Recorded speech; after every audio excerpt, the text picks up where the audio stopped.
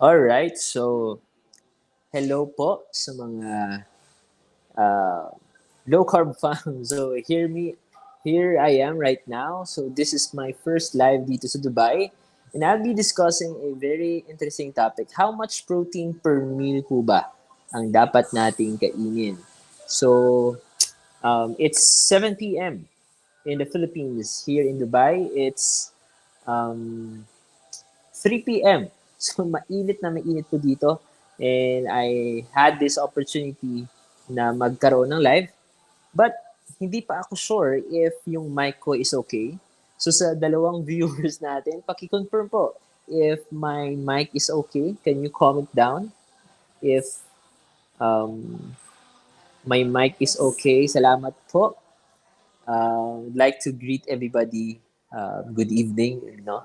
So we will be talking about protein requirement tonight. How much protein ba ang dapat nating kainin per meal? So, this is very timely. Salamat po, Ma'am Rizali, for confirming na okay po yung mic ko. Yes. Yes, no? So, this is very timely kasi we have a Pro Lean Challenge. So, salamat po sa mga nag-join. Hindi nyo naman kailangan i-count talaga everyday yung inyong protein, but yung effect po nito is you will be able to build habits, and yung habits na yun will be helpful so that you can reach your muscle building goals, no? So, paki-share po ng video na to so that we can help others. We can also teach them, no? Tama ba yung protein requirement na ginagawa nila? Tama ba yung protein per meal? So, i-confirm natin yan in this video, no? So, sige, I'd like to greet muna yung mga viewers natin. Of course mo, Ma'am Rizali, good evening po. Ma'am Mayet, hello po Ma'am Mayet. Kamusta po? Of course, Sir June, hello po. Siyempre, basta naka-low carb tapos naka-muscle building pa, lahat po tayo ay pogi. Hello po, Ma'am MJ. Think from Israel. So, thank you for tuning in here in our live. No? So, very simple lang yung topic natin. Very quick lang. This is about protein requirement kasi very timely again siya sa low carb pro lean challenge na. And at the end of this video, I'll be announcing a very important event na post ko na sa actually. So if taga Cebu ka, we will have a meet up. No? Last time we had it in Makati, in Manila. This time naman sa Cebu. Hopefully sa Davao and Cagayan de Oro. We can do it, no? So hello po, Ma'am Josie. Good evening. Good evening, Sir Jill Bees, no? And Ma'am Maribel, hello ma'am. Thank you for watching. No? So now, we will be talking how much protein per meal nga ba ang dapat nating kainin. So ako katapos ko lang kumain ako ng manok dito sa restaurant na tapos beef dalawang burger. Actually binigyan ako ng burger ng kasi yung available lang dito manok tsaka burger. Of course, we did not eat the bread. We only ate the patty tsaka tapos yung manok. So, sobrang busog. Now, yung kinain ko around 50 grams of protein. First meal ko yun kasi dito sa Dubai, 3 p.m. pa lang. So, pero kumain ako kaninang 12 noon, Dubai time. So, medyo iba yung, malayo yung So, now, kailangan ba coach, no? Tanong, kailangan ba coach every meal merong required na amount ng protein? So, now before I discuss the protein per meal, it's very important that you need to know your total protein requirement every day. Ano yung kailangan? Anong amount yung dapat sa'yo? No? So, sa mga nanonood po sa atin, to those who are watching us since the beginning of this page, alam na natin yung formula. So yung formula na fina-follow natin in my teachings, in my live, tinuturo ko po na i-multiply nyo po yung inyong weight in kilograms to 2 grams of protein times 2. Kasi, yun po yung optimal. Pwede pong 1.6, no? Ano po yung ibig sabihin nun? For example, ako, 70 kilograms po ako ngayon. So, pag 70 kilograms times 2, yung kinakain ko pong protein per day is 140. Minsan nga, mas mataas. Umaabot ako ng 190, 200.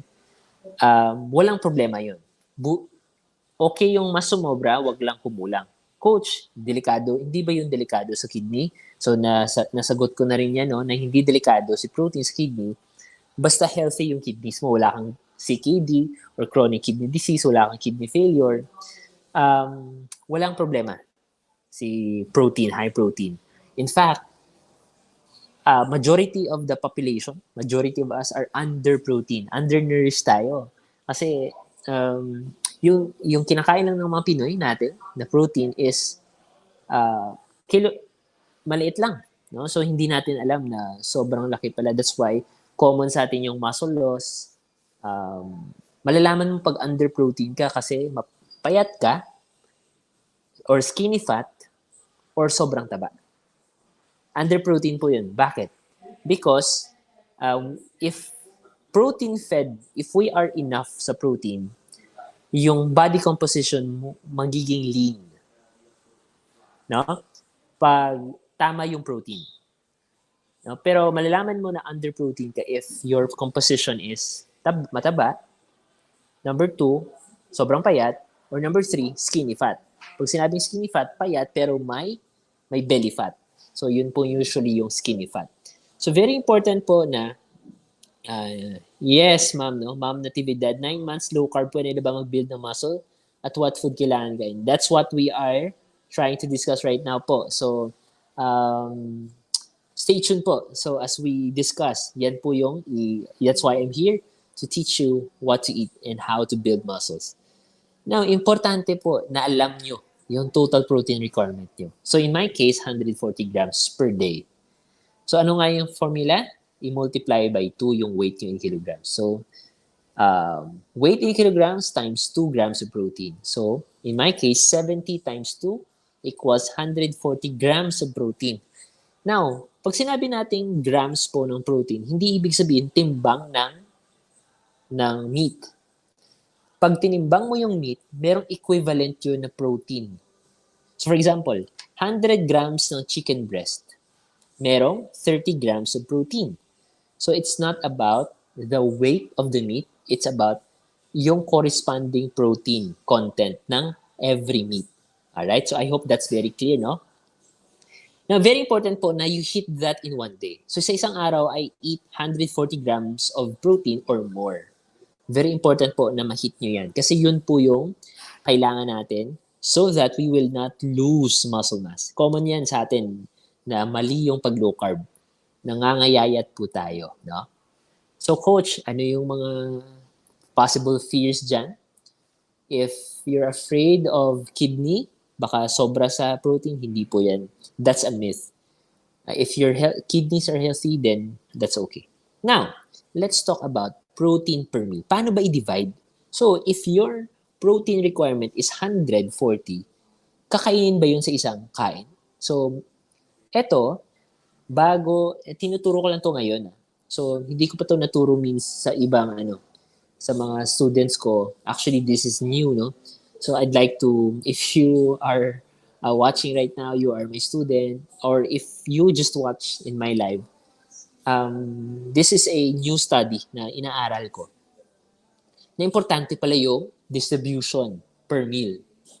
For example, that's why I'm not really fond of OMAD. Sometimes TMAD, hindi rin. Why? Because if you're into muscle building, mahihirapan kang maubos yung ganayong kalaking protein sa isang kain. Possible, but not very optimal. If mag-OMAD ka, wag mong gawin everyday. If magtitimad ka, lagyan mo ng schedule. Ako TMAD most of the time. Pero, if mataas po yung protein requirement ko, I make 3 meals or at least 3 to 4 meals. Coach, hindi na ba tayo magpa-fasting? Hindi na tayo mag-extend fasting if you're muscle building. Yeah, I sometimes do 23 hours. I do OMAD siguro weekends or Monday. No? I don't do it every day. Kasi meron tayong protein requirement. So pili ka. Magfa-fasting ka or you will build muscles. No? So yun po yun. Kasi sa muscle building, meron ding autophagy. So it's not just about fasting. Meron ding autophagy benefits yung lifting weights, no, or working out. Now, ito po yung recommendation per meal. So, for example, 100 grams yung requirement mo. No? Now, before ko i-reveal sa inyo yung distribution, I'd like to know muna, gusto kong ma-confirm if tama, if naintindihan nyo yung aking lesson. Wow, teacher, the teacher. I'd like you to post your comment down below, yung inyong protein requirement. So, i-times 2 nyo po. And i-post nyo po sa comment. Now, so, for example, in my case, 140 grams. Na gusto ko ma-confirm if alam nyo rin yung inyong protein requirement. So, i-times 2 nyo po para malaman natin at malaman din ng iba na yes, alam ko yung aking protein requirement. So, i-post nyo po dyan. Ilang grams po? So, si Ma'am Rizali, nice. 116 yung kanyang protein requirement every day. 58 times 2 grams. Wow! So, 116 grams of protein siguro sa umaga, 5 itlog, that's 30 grams. 5 itlog. First meal yan. So, 116 minus 30 grams, di na ako magaling sa math. I-minus nyo. So, for example, 100 grams yung inyong protein requirement. Pag kumain kayo ng 30 grams sa first meal, ilan na lang natira? 70. Then, second meal, minus 30, magiging 40.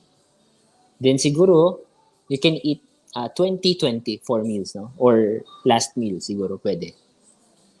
So, yeah, nice. Very good, no? So, Ma'am Rizali, 116. Si Ma'am MJ, 96.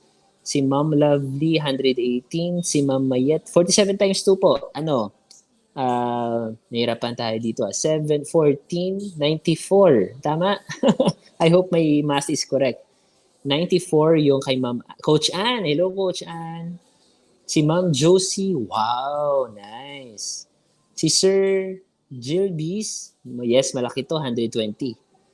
Kay Ma'am Fortressa. Tama.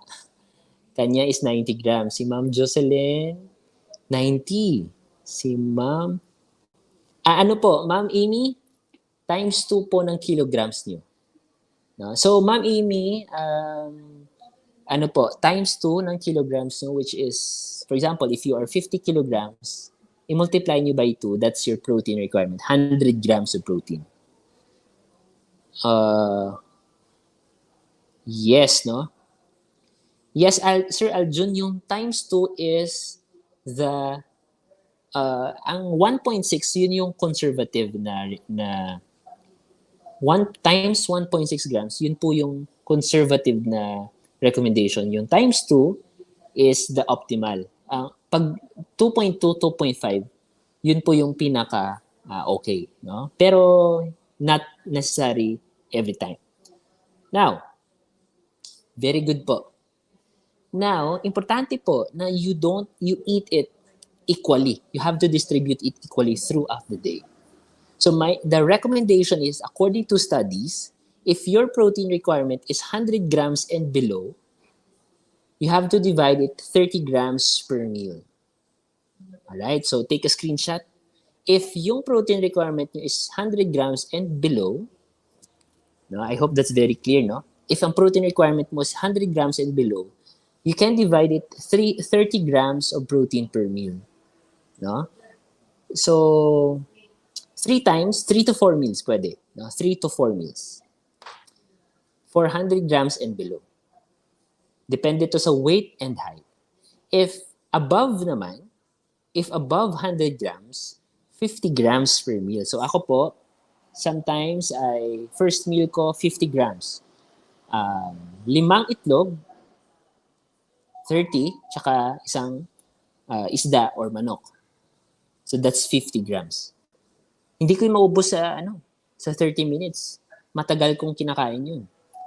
No? So 50 grams of protein per meal. 400 grams above na protein requirement. If ang requirement mo is 100 grams and above, divide it by 50 grams. No? So, explain ko mamaya bakit. Bakit kailangan i-divide? Hindi ba pwedeng isang upuan lang? Pwede, pero the result is not optimal. Now, number one reason bakit kailangan mong i-distribute equally throughout the day, hindi mo siya dapat kainin sa isang kain, there are many reasons. No? According to the binabasa kong literature, actually, yung literature na binabasa ko is from Dr. Gabriel Leon. Si Dr. Gabriel Leon is a famous na doktor sa US. She's a muscle-centric specialist. So, yung diabetes sa US, yung high blood pressure, yung muscle loss, sarcopenia, pumupunta sa kanya yung mga pasyente niya, yung solution niya is low-carb muscle-centric. So, she's also speaking sa mga keto conferences, low-carb conferences. Yung advocacy niya talaga is not only low-carb, but also to build muscles. So, very important po. Kasi, minsan, pag nasobrahan tayo sa low-carb lang, mali yung low-carb natin, we are actually losing muscle mass. So, it's very important to practice resistance training, enough protein, and of course, low-carb. Pero, to those who are yung mga healed na okay na yung kanilang metabolic health, they can practice liberal low-carb. Liberal low-carb. So, yun yung kanyang advocacy. So, medyo iba to sa conventional or sa common na low-carb lang talaga. Ito, kasi yung keto, to be strict about keto, yung keto kasi hindi high protein eh. Yung keto is moderate protein only. High fat, moderate protein, low carb. Ako, hindi ako keto. May mga seasons lang in a year na keto ako. But it's very important to, especially if you're muscle building, you have to increase your protein. Now, what are the reasons why kailangan i-distribute equally throughout the day? Bakit hindi siya dapat kainin sa isang upuan? Number one is to increase yung compliance. No? Mas madaling kainin yung 30 grams kaysa sa isa OMAD. Uumay ka sa mataas na protein, tapos hindi siya magiging sustainable in the long run. So, for us to make it a lifestyle and make it sustainable, you have to distribute it equally. You don't have to worry about insulin spike because you're building muscles. No? So, insulin spike is not always bad as long as you're building muscles. Kailangan po ng muscles niyo insulin. Yeah? So, and yung protein po is minimal po ang kanyang protein spike. Ang insulin spike, I mean. So, mas madaling i-sustain, meaning compliance, pag small. Small. Yun, no? Number 2, this is to manage hunger. So, dapat 30 grams or 50 grams per meal. So, para mawala si cravings mo. Alright? Mawala si cravings mo. So, that's the number 2 benefit if you distribute it equally. Number 3, it is to protect muscles. Mas optimal. By the way, pwede mong kainin yung protein requirement sa isang upuan, OMAD, pero it's not optimal. Especially in protecting muscles, retaining muscles. So yun po, very important po to distribute it equally para continuous po yung tinatawag na process na muscle protein synthesis. It's a process to spike muscle building. So that's why when you break a fast, first meal mo dapat very high in protein. So that's around 30 grams of protein. Breakfast, first meal, dapat mataas.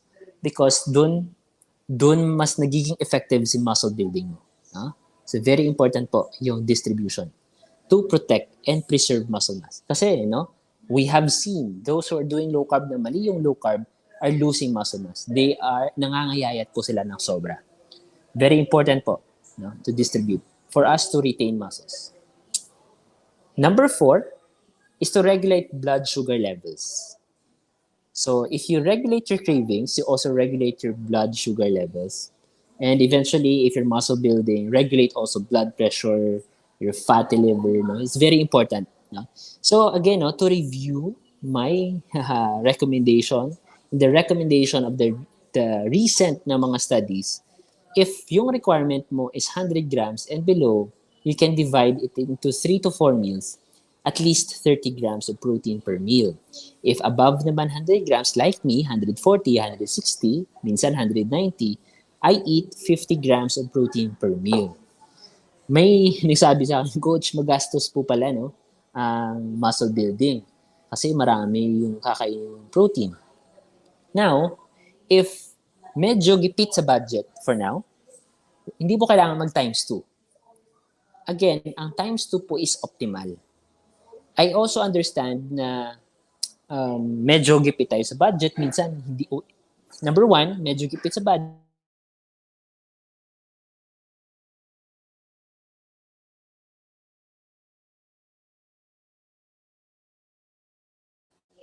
Okay, nawala po yung aking signal. Alright. I hope okay na po yung signal ko. Now, saan na nga ako dun? Now, if medyo gipit pa sa budget or nahihirapan ka pang kumain ng marami, you can start with 1.6 or even 1.3. Paano po yan? Your weight in kilograms multiply by 1.3 or 1.6. No, okay na yun. Yung times 2 kasi optimal yun, meaning the best recommendation. So 1.3, 1.6, pwede kang mag-start doon. And siguro pag maraming blessings, maraming kain, you can have more. Now, importante, marami kaysa kulang. Now, and of course, kailangan mo yang gamitin through muscle building. Kailangan mo mag-workout. No? Mag-workout ka talaga. Actually, mas mataas yung requirement ng mga seniors kasi they are having muscle loss. No? So, I hope hindi maingay na yun, yung dito, yung aircon. Now, I'll be answering questions. Sir Emmanuel, pwede po ba tayo sumobra sa protein intake? Kailangan nyo munang malaman, Sir Emmanuel, if tama yung, if alam mo yung protein requirement mo per day. No? Ang whey protein is okay, but not necessary, but it can help you. Kasi yung whey protein, isang inuman lang, 30 grams of protein na yun, or 25 grams of protein na yun. So, that's very okay na. Alright?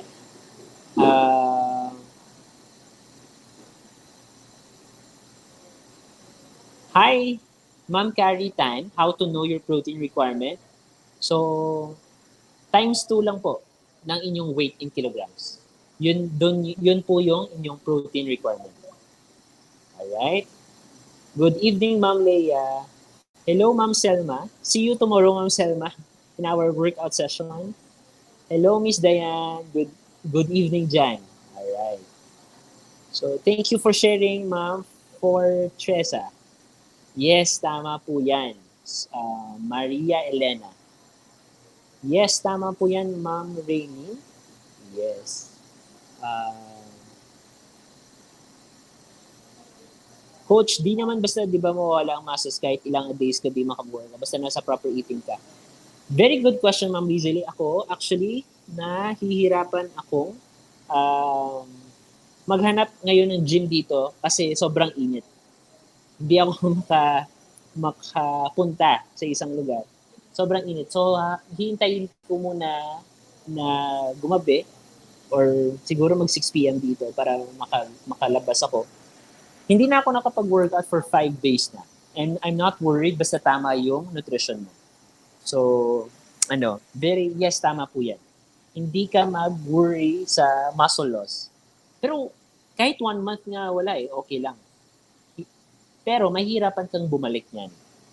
Pero wag mong paabutin ng 1 month. Kasi mahirap bumalik sa routine. Magiging habit na siya. Pero yes, wag kang mag-worry. Kahit ilang days lang. Ako, 5 days na. So, hopefully, makahanap na ako by tomorrow para maka-start na rin ako. Good. Hello, Sir Allen. Um, si Sir Allen, ang ganda ng muscles niya ngayon. Si Sir Allen is into fat loss. Hindi siya, ang goal namin is to preserve enough muscle mass para hindi siya mangayayat. No? So there's a better way, there's a correct way in starting low carb na hindi ka nangangayayat, but you're also building muscles. No? So, thank you po, Ma'am Edis, for the appreciation. No? Share this para marami pa po ang makatuto. Yes, this is correct, Sir Emmanuel. 58 times 2, 116. Hi, Coach. Hi, Ma'am Raylene. Almost 9 months na po kami ni husband sa LCIF. At sobra pong laki ng pinait namin. Gusto po namin sana maging okay yung katawan namin. Yes po. That's why if you want to do that, you can replay may mga live kami dito. Then start invest po kayo sa inyong muscle building. Mag-workout po. If pwede sa gym, pwede rin sa bahay, kahit dumbbells lang. No? So, you can start there.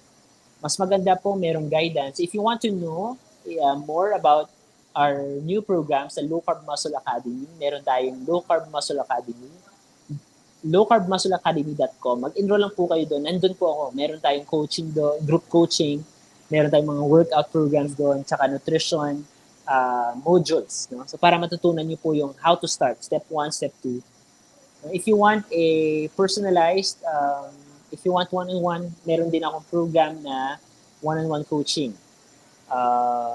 But if you want na on your own, tapos gusto mo lang mayroong community, meron tayong Low Carb Muscle Academy, nandun po yung mga modules. And nandun pa rin ako, meron tayong weekly coaching doon. Sa Thursday, meron kami weekly coaching with the Low Carb Muscle Academy. Good if, Coach, your thought about taking amino acid supplement? Yung amino acid BCAA is not necessary. It's just for me, merong electrolytes yon, so maganda yon. But for muscle building, you don't need BCAA or amino acid na supplements. Because, according to new research, you can get amino acids from animal meat. Before, gumagamit ako ng amino acids for the purpose of the electrolytes. Merong potassium, magnesium, sodium yon. So, mas gumaganda yung workout at recovery ko. But, for muscle building, hindi siya ganun ka-necessary. So, BCAA or branch chain amino acids, if you have extra, you can buy it, but you can also get amino acids from animal meat. Pinaka-kompleto po yung animal meat. Beef, pork, chicken, fish, eggs. So, hello, Ma'am Shirley. Si Ma'am Shirley is also starting her muscle building. So, hi, Ma'am Aranona. Coach, ang required protein ko per day is 112. Ang kaya kong kainin sa egg, 4 pieces large yan per day. Makonsume ko din. 1/4 chicken sa pork. Check mo, ma'am, sa Google. For example, check mo yung 1/4 chicken. 1/4 chicken na ano po. Because iba-iba yung protein content ng chicken part. So, ang chicken breast, mas maraming protein content yon kasi sa chicken quarter leg, sa chicken thigh. Pero, if you are now trying to gain weight, I don't really recommend chicken breast kasi mataas siya sa protein pero mababa siya sa calories. So, kasi yung muscle building at saka yung weight gain, kailangan mataas sa calories eh. So, dapat pag kumakain ka ng chicken breast, samahan mo ng chicken skin. Or, better yet, chicken quarter leg. No? And, if you're muscle building, pag kumain kayo ng itlog, wag po boiled egg kasi mababa sa calories yun. Kailangan fried egg, scrambled, no? Basta may oil. Very important po yun. No? Basta may approved low carb coconut oil para makadagdag sa calories. No? So, na-discuss ko na yan in my past videos, anong dapat na meat nga kainin. No?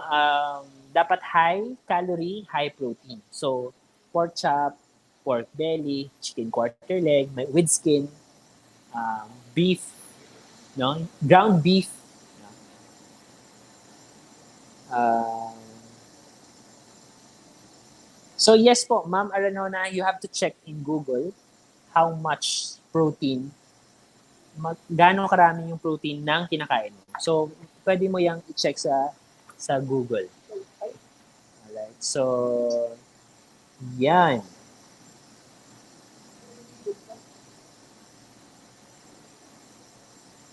Alright. Wala kasi akong ano ngayon stand. So, medyo gumagalaw yung video ko. Pasensya na. Yes. Okay. So, meron pala akong announcement, no? So, sa mga low carb practitioners, sa Cebu. If you're from Cebu, mag-meet tayo dyan on August 29. So, meron tayong low carb coach, si Coach Ann. She is naka-base po siya sa Cebu. But she's also coaching anywhere. No? So, she is a low carb coach. If you are starting low carb, you can message Coach Ann. We will be meeting sa August 29 with Coach ninyo, Coach Jusela. And ako, uuwi po ako ng Pinas by next week. Then, we will be there in Cebu. So, meron tayong we have a gathering, siguro lunch. Wala pang details, but that will be on August 29. So, meron tayong registration fee for the food and for the t-shirt. And, yun, for the food and the t-shirt. So, if you're from Cebu, kita tayo doon. We'll have fellowship, we'll have fun. Then, basta enjoy tayo doon, no? Importante po kasi that we meet and we meet our like-minded, no? Mga like-minded na mga tao, then we can encourage one another to make this a lifestyle. So, importante po yun. We can share your testimonies, your stories there, and we would love to see you po. No? Hi, Ma'am Jocelyn! Malapit ka lang sa place ko. Nandun ako sige, chat kita, Ma'am Jocelyn. Baka magkita tayo dito. Coach, kailangan pala yung egg yolk, kala ko yung white lang. Ito, isa sa mga myth, no? Kailangan mo lahat ng parts ng egg. So this is a very good question, Ma'am Shirley. No? So, wag niyong itapon yung egg yolk. Yung tumatapon ng egg yolk, yun para yun sa mga bodybuilders na ang diet ay low fat. Low fat po kasi sila bodybuilders. Ganon din ginagawa ko before at saka minsan. May mga times na kasi nasa cutting season ako. So, hindi ko kinakain lahat ng yolk. Pero depende. Pero in your case, Ma'am Shirley, hindi mo kailangan itapon si egg yolk. Hello, Ma'am Teresa. Mayong gabi. Good evening. Ako po, 10 days na hindi nakakapag-workout. May sumakit po kasi sa collarbone ko ng mga kasi. 3 araw na po akong nakakain ng tig 1 piece na saging. For 6 days, tumas po kayo yung sabihin ko. Ngayon po, okay na. Ma'am Leia, huwag po kayo mag-worry. Magpagaling muna kayo. Tapos, taasan nyo po kailangan po mataas ang protein nyo kahit hindi kayo nag-workout. Hindi ko alam kung bakit nahihilo po kayo. I cannot say that it's about the sagging. No? It's too... I cannot say that's very conclusive. Tumaas ang insulin, and yung insulin po tumataas yan. You may not eat saging if you're not working out. So, you don't need to. Coach Dan, nag-lose na ako ng weight from 67 to 63. Na-meet ko po na yung idea ko. Okay lang po ba na di ako fasting pero low carb pa din? Yes, Sir Gilbis. To be technical, we are actually fasting every night. Pag natutulog tayo, fasting yun. Yung ibig natin sabihin is, huwag tayo mag-extend ng mahabang fasting. Yes po. There's nothing wrong about fasting. The thing is, pag sobra ang fasting natin, nawawala yung ating gana kumain. So we cannot hit our protein. So very important po that you